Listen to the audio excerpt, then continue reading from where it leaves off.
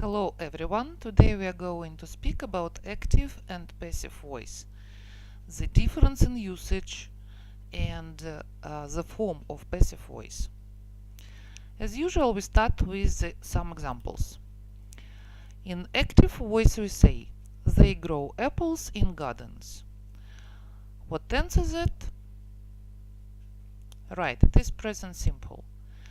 In passive voice, the sentence is, apples are grown in gardens.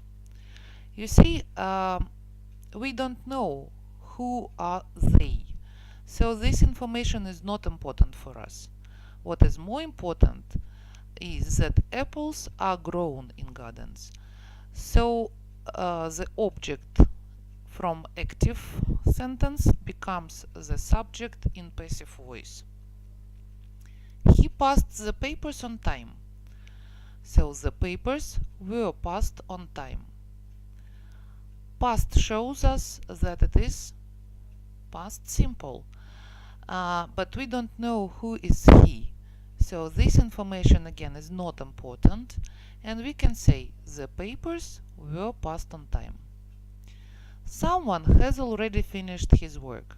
Already helps us understand that it is present perfect.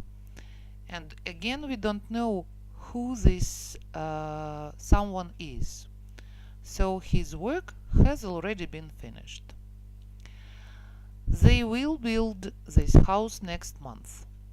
Next month shows us that it is future simple, and we don't know who are they.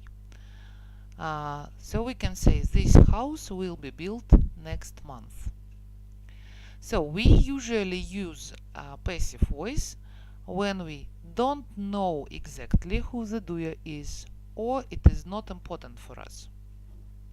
But we are going to speak about it a little bit later. Let's see how to form passive voice.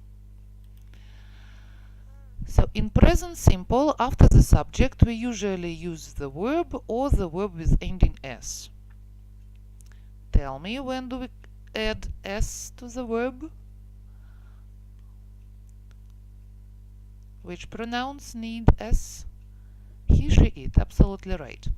So passive voice is formed with the be and the verb in the third form, or ed if it is regular verb. Be in present simple has three forms: am, is, or are. They depend on the subject. After am, is, or are, we can use the verb in the third form if it is irregular, or ed if it is regular. In past simple, we usually use the verb in the second form or with the ending ed.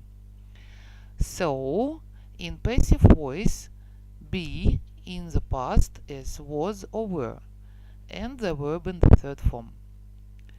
The same about present perfect. In active voice, present perfect is formed with the help of have or has and past participle, or the verb in the third form. Then, in passive voice, we use have or has, be in the third form, and the verb in the third form. Future simple is formed with will or won't and the verb. Then, in passive voice, it will be will or won't in negative sentences, be, and the verb in the third form.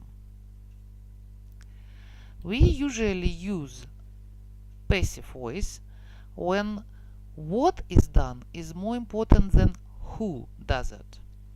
For example, 10 houses have been damaged by a hurricane. So, it is more important than 10 houses have been damaged. Here we know the doer, it was hurricane, but we can say about it with the help of the word by at the end of the sentence, because the first information is more important than the doer. When we don't know the doer, the car is parked in the wrong place. That's why other cars can't move on. So the car is parked in the wrong place is in passive voice, and this is the fact in present simple. We can also use passive voice in formal speech and articles. Articles in newspapers, magazines, and so on. For example, 15 people were injured because of tornado. So the fact that 15 people were injured is more important than it was done by a tornado. And we can write the sentence in two possible variants, like this: 15 people were injured because of tornado, or 15 people were injured by a tornado. The meaning will be the same. And the fact actually is the same. 15 people were injured. That is very important. I hope now you understand the difference between active and passive voice and can form passive sentences correctly. Thanks for your attention. See you soon. Bye.